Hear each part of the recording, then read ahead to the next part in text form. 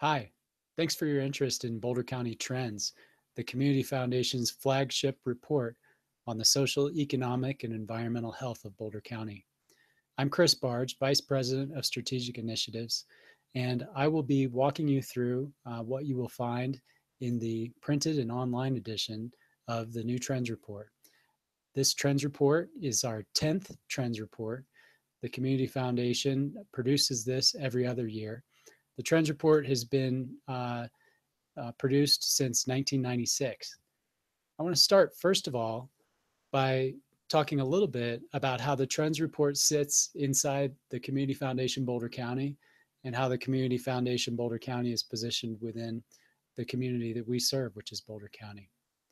So I mentioned that the Trends Report is now in its 10th edition. A couple things that are new this year are that in the magazine printed edition, we have a very story-driven report. What we've done is looked at 150 indicators of social, economic, and environmental health in Boulder County. We've analyzed what the persistent needs are and what the news is in the trends over the last few years. And then we've gone out into the community and we found the people living at the center of these trends who would be able to tell us best what it's like on all of these various issue areas. The report is split into 7 chapters, and I'll be walking you through the highlights from each one. The Community Foundation Boulder County does 3 things. We are grant makers. We grant between $5 and $8 million annually. About half of that stays inside Boulder County. We provide data that comes in the form of this Trends project that benefits not just the Community Foundation, but we publish it as a community resource for you. And we also are involved in some community leadership initiatives that I will touch on. But really, through informed decision making, we inspire ideas, ignite action, and mobilize diverse resources to improve the quality of life for everyone in Boulder County. The Community Foundation has served Boulder County for 26 years since its founding in 1991. And we are a community catalyst responding to immediate needs and anticipating future challenges. I'd like to thank the sponsors of our report, Boulder County, our title sponsor, as well as our local hospitals, Boulder Community Health, Avista Adventist Hospital, Longmont United Hospital. I'd like to thank the Knight Foundation, SendGrid, and the Brett Shoemaker Fund, without whom this report would not be possible. So let's dive in. The first chapter of our Trends Report deals with our demographics, and we call it Who Are We?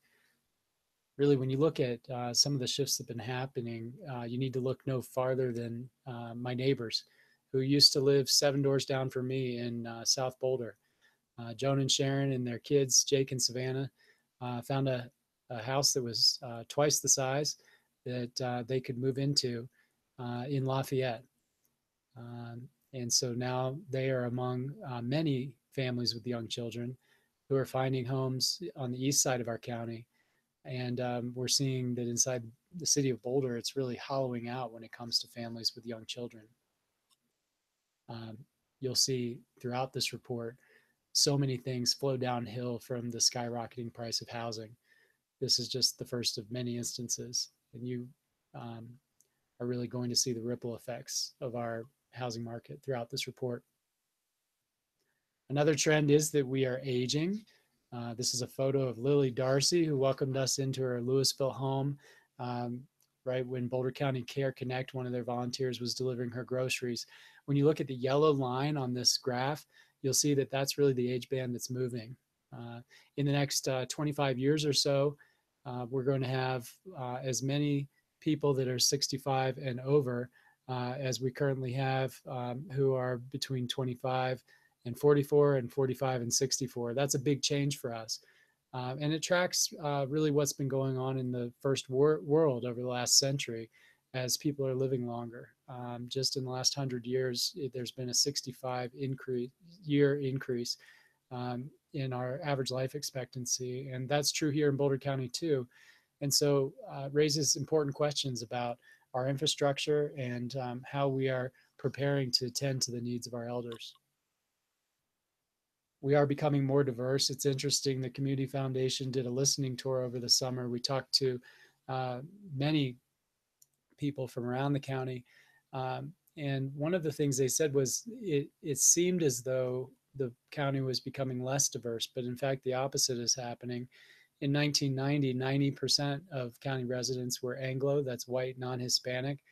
And today, that's around 78%.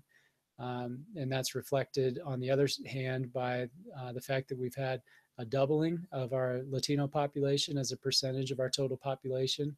And also our Asian population has increased. And so something that I'd like to point out here is that while between 1 in 4 or 1 in 5 of us currently identifies as a person of color in Boulder County, only 4 out of our 108 elected leaders were people of color in 2017. This is a picture of Richard Garcia, who sits on our school board. He's one of 4 leaders who are elected here that are people of color. So we need to work on building a pipeline of diverse leaders if we are going to truly have a representative democracy. And if we don't have a democracy with elected leaders that ethnically and racially represent our population, there's some real questions about what happens when the people who are leading us have not lived the same experience in many ways of many of our residents. We're a highly educated community in the city of Boulder. A fun fact is that there are actually more people with master's degrees and higher than there are with bachelor's alone. And across the county, that trend is also very strong. 61% of the adults in this county hold a bachelor's degree compared to 31% across the country. We are wealthy on average. If you look at the chart on the bottom left, at the bottom of there, you'll see that Boulder County's median family income is 50% higher than the US average. Here again, though, when we look at how this breaks down between Anglos and Latinos, you see that the Latino families are not faring much better than they are across the US, and especially we'll get in later into how much more it costs to live here than the rest of the country. So really just being barely ahead of the US average is actually the same as being behind when you compare it to our cost of living. On the other hand, our Anglo population is more prosperous here than Anglos across the US. Our next chapter is education.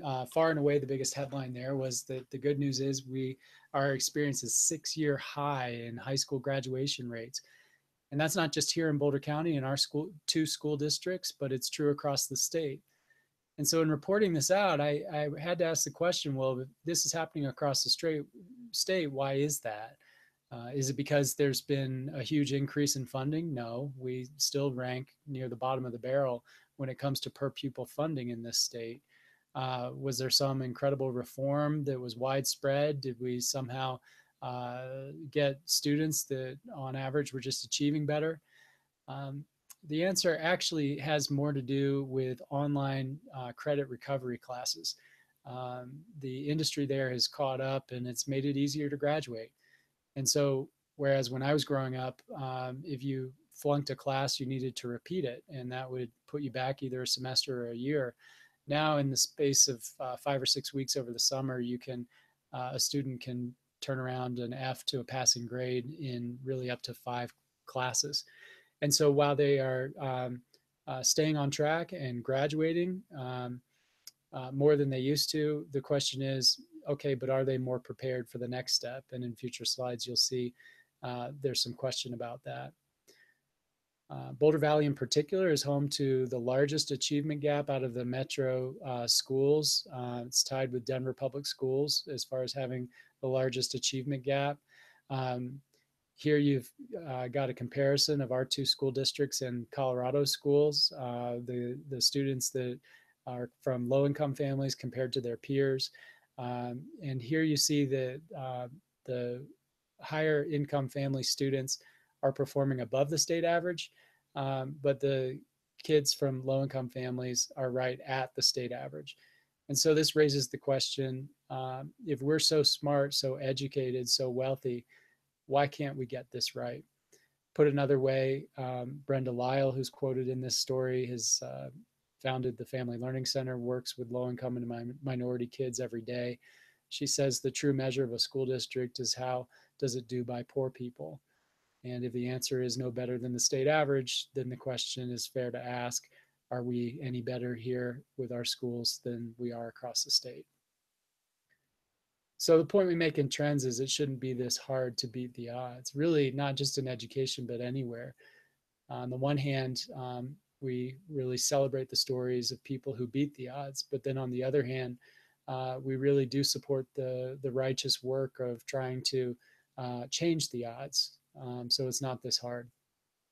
Someone who is beating the odds is Yuvia Macias, pictured here, um, with her mother. She the people around her have no doubt that she is well on her way to becoming a neurosurgeon. She graduated near the top of her class at Fairview last year. She's now enrolled at CU Boulder. Both of her parents, when she was growing up, had medical issues, and she became determined to become a neurosurgeon. But she credits so much of the support from the community for her success, and she wants nothing more than to give back. Ironically, she was in her race and ethnicity class at CU this fall when the president announced that he would be repealing DACA 6 months later, now scheduled for around March. And so DACA, she is a DACA student. She was moved here as a child from Mexico, and it allowed her to get a driver's license and drive, to all her extracurricular activities when she was in high school, and also to hold down a part-time job at a dry cleaner. And so her story, as well as many of the stories you see here, are also going to shed light on some of our national issues that we're tracking and help really prove the point that national issues have local impact in the form of real people who are living right here amongst us. Over here on the right, you've got a chart showing um, proving the point that I was making earlier, that while graduation rates are an all-time high, when you look at how kids are doing beyond high school graduation, you see that students from low-income families and Latino students are more than twice as likely to need to enroll in remedial classes. This is a chart showing um, kids that have graduated from Colorado high schools and have enrolled in Colorado institutions of higher learning. In education, one of the projects the Community Foundation has been very involved in was creating a program called El Paso. I directed this program for the last few years. It stands for Engaged Latino Parents Advancing Student Outcomes. It really came as a result of trends and the achievement gap, and asking the question, who are we talking about when we talk about the achievement gap? And of course, by and large, we're talking about Latino families. And so then we asked, well, who's not here when we're talking about education reform? And when we look around these tables, we see mostly middle and upper class Anglos doing the work of worrying about the future of Latino families by and large. And so, in consultation with hundreds of Latino families across the county, we developed a program that does a lot of outreach by employing women who have immigrated here and raised their families in the communities where they're working. And here on the right, you see some of the impact that they've had in their first 3 years. More than 100 parent leaders that they have recruited have been trained in early childhood parenting skills, information, and advocacy. They have in turn held house meetings where they have taught their family, their friends, their neighbors the skills that they have picked up. And then between the one-to-one interviews that our coordinators do and all of these house meetings, we have reached more than 3,000 Latino parents of 0 to 5-year-olds in Boulder County. So this is having an impact. It's now an independent nonprofit. It spun out from under us last summer. And it is still building towards the vision of a Latino parent movement where every Latino child is prepared for kindergarten and successful in all the years after that. Moving to our health and human services chapters, one of our other big chapters, far and away the biggest headline is that in Boulder County, over the last 4 years, the uninsured rate has been cut by 2/3. This is fantastic news, but it is under threat nationally right now. Here you see on the left the chart showing that just 4 years ago in 2013, our uninsured rate was 11.8% in Boulder County. It got slashed down to 4% by 2017. And this was all made possible by the Medicaid expansion approved under the Affordable Care Act, or Obamacare, as well as the increase in CHIP Plus enrollment, which is for children from low-income families. On the right, you see the chart showing that between the summer of 2014 and now, there's been a 232% increase in the number of people in Boulder County covered by these key supports. And yet, all of this is in peril now as the debate rages in Washington over the future of, do we repeal, do we replace, what do we do with healthcare? Another incredibly great bit of news is that over the last decade, our teen pregnancies have been reduced by half, not just in Boulder County, but across the state, but not across the nation. This was a true success story for national philanthropy. About 10 years ago, some philanthropy came in, and I think the strategy that they used was really important to note. Really, their work in all 64 counties in Colorado was to go and talk to the people who are working to reduce teen pregnancy and to ask them, what are you doing, and what would you do in addition if money were not your primary concern to reduce pregnancy? And so all of these efforts took the form of 100 different kinds of work, but they all rolled up into an increase in access of IUDs. And the legislature has also picked up the torch for this work. And yet again, though, this work in terms of reducing teen pregnancy and making access to contraception, long-acting reversible contraception, more widely available is also under threat politically. One thing we know from surveys inside both school districts is that LGBTQ teens face challenges. The big thing that stuck out in these surveys is that LGBTQ teens are more than 2 times more likely to report feeling sad or hopeless, and more than 3 times more likely to consider suicide. This is a picture of a really great story. Shannon Axe is transgender. Her family moved her from another school district to Boulder Valley School District because of its reputation of being so open and accepting to transgender students. She has felt welcomed. She's a junior at Boulder High, and she is shown here taking a walk near her home at Wanaka Lake in Lafayette, and now she wants to be a civil rights attorney. Another, I think, surprise in this year's trends is to see that the opioid crisis, the heroin crisis that has been a headline we're used to reading about in New Hampshire and sort of the East Coast, well, it's here now. On average, we have 30 Boulder County residents die per year of accidental opioid overdose. And this is a picture of Colt Smith, who nearly died twice from heroin overdoses, and watched a couple of drummers in his bands die of heroin overdoses. And now he holds himself out as a source of advice and counsel to teens in Boulder County that are struggling with this.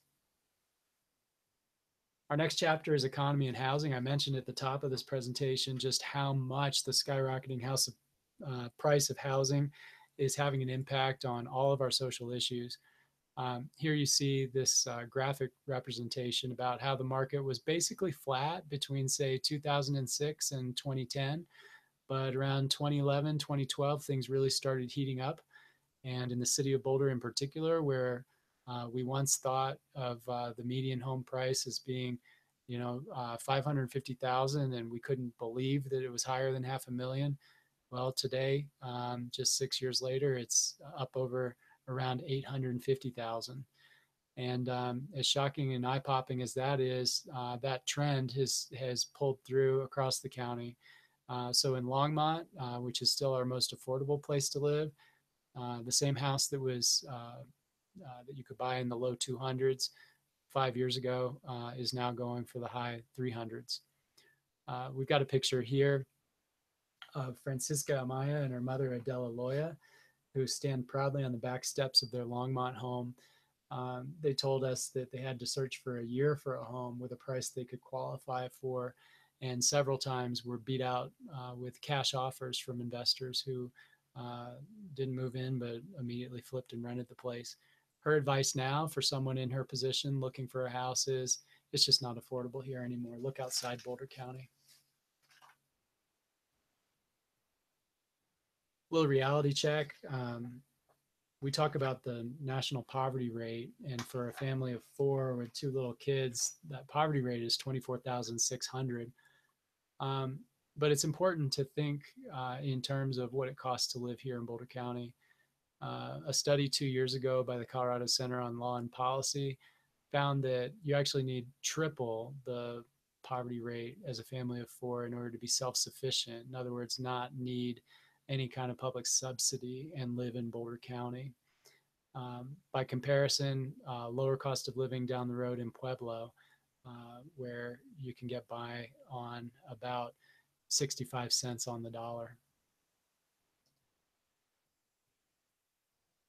This is a picture of Kat Goldberg here with her daughter, Michaela, who's in high school.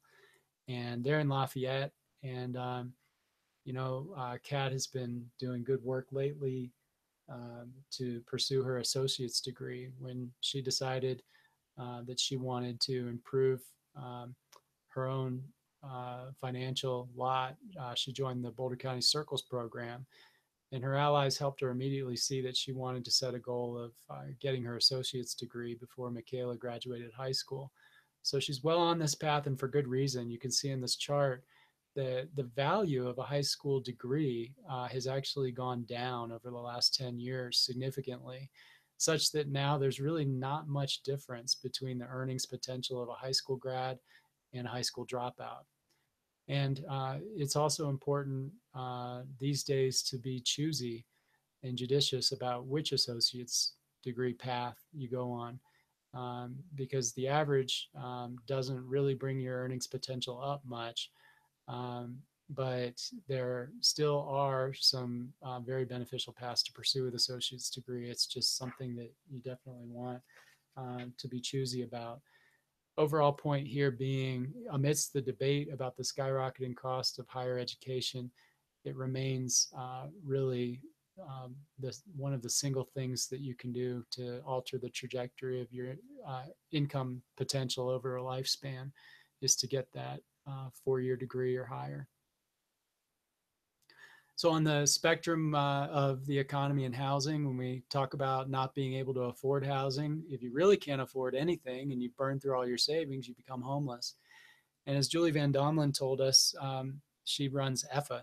This is what people don't understand about family homelessness. They think of the homeless as sleeping in parks. And yet you can see some of these numbers from the Bridge House client intake report. 1/3 have some college education. One stat that's not here is that children, there were about 1,500 children under 18 in Boulder County last year who experienced at least one episode of homelessness. And so there's more to homelessness than meets the eye. Our chapter on the environment looks at our reputation, which is very strong in Boulder County on the environment. We have a strong reputation for having values. And our question with trends is to look at how is our behavior matching our stated values. Many of you are familiar with this picture of traffic around Table Mesa on 36 heading into Denver at rush hour. And so we asked for many years now on trends, how many of us are driving solo to work? Well, we're doing better than the national average, but we could do better still. So 77%, about 3 out of 4 people nationally drive solo to work. And about 2/3 of us, 66% in Boulder County drive solo to work, while only 4% of us in Boulder County take public transit as our main form of getting to and from work. Water consumption is another way to gauge how we're doing on the environment. You can find your town probably here and see how you all are doing on average. In Boulder County, we consume about 81 gallons per day per capita, daily residential water use. and that compares to a rate of about 80 to 100 gallons per day nationally.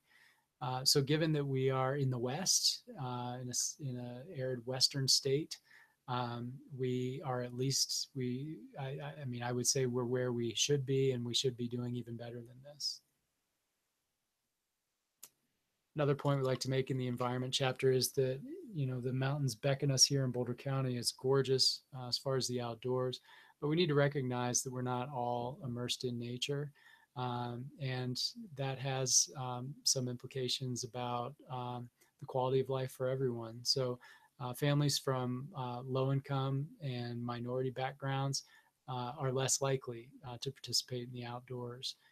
Um, there are some exciting programs such as this at Calwood, Latino Family Camp, as well as a project working on trails and parks in Lafayette called Nature Kids that are doing some really strong work. And these projects led by the Thorn Nature Experience, I think, are really worth paying attention to and supporting. In our arts and culture, the headline there is that according to the National Endowment for the Arts, we in Boulder are an arts cluster. And they named us that after looking at all the numbers. And they said, it's true. We have more per capita artists in Boulder than anywhere in this country outside LA or Santa Fe.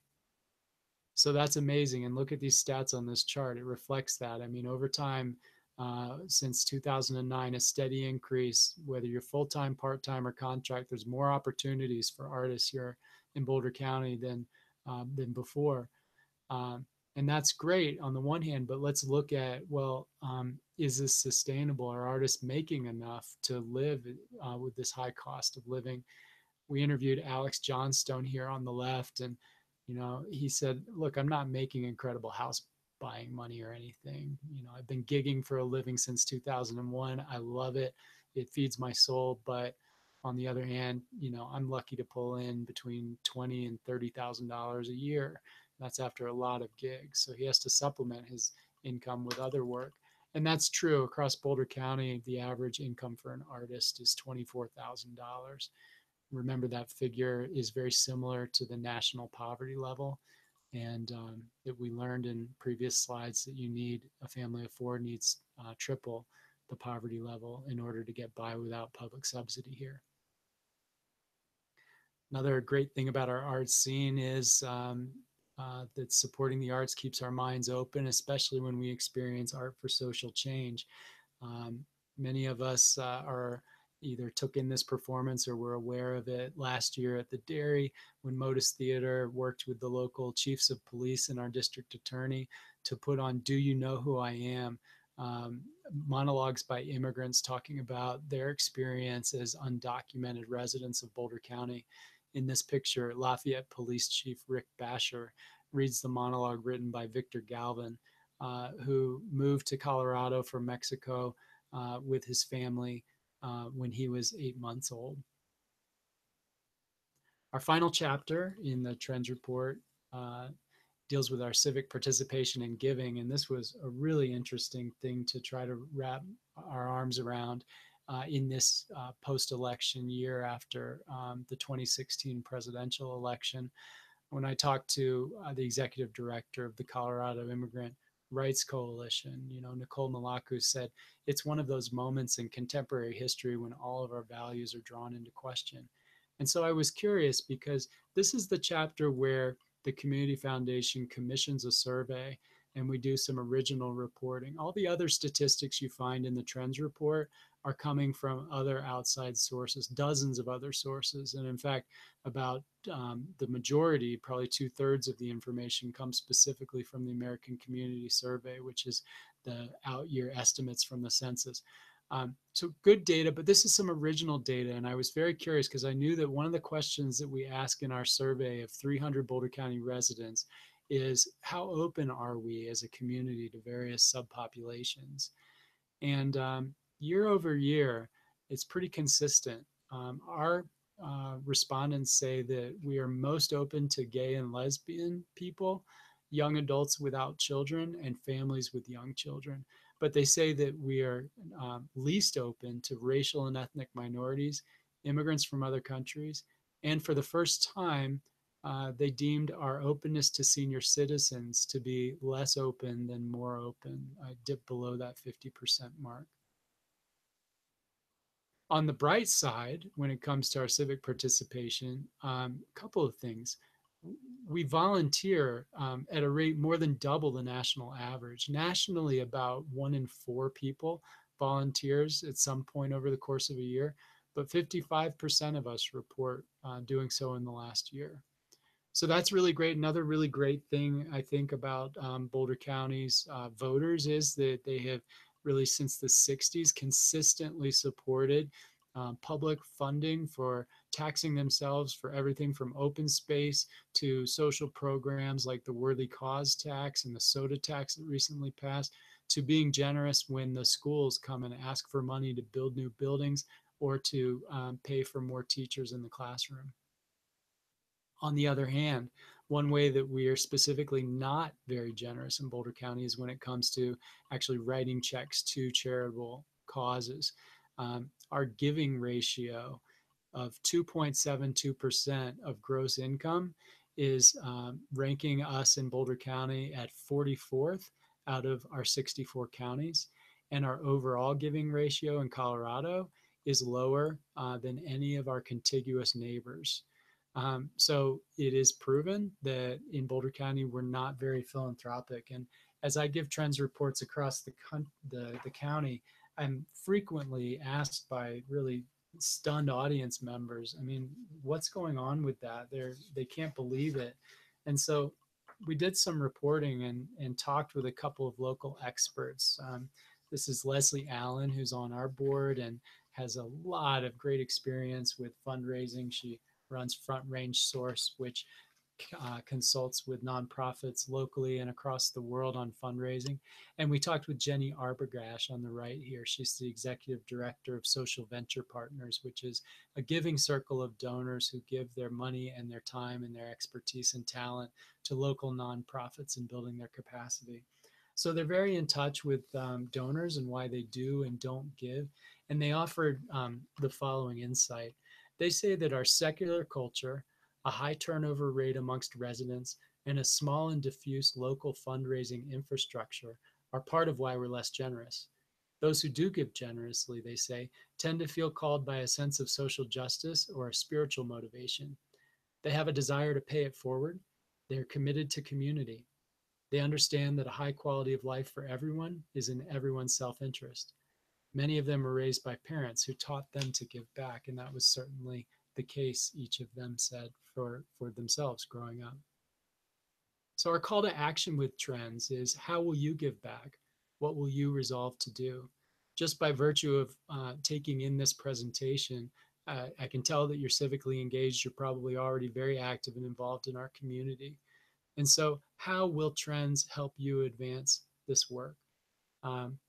Again, I mentioned at the top of the presentation that we have a new robust website where you can see all of this content and more, and you can explore all 150 indicators, some of which do not appear in the printed magazine, but that you can use as you're trying to guide the work that you're doing in our county and to put it into context. Again, this is a flagship project of the Community Foundation, which is itself a nonprofit. So in addition to making grants and raising money for other causes, we do raise money for our leadership projects. That's how we're able to produce reports such as trends. So if you find this valuable, please do consider going online and making a contribution to the Community Foundation. Well, that wraps up the presentation of the 2017 through 2019 Boulder County Trends Report. Thank you very much for listening. Please be in touch if you have any questions through our website. Thank you.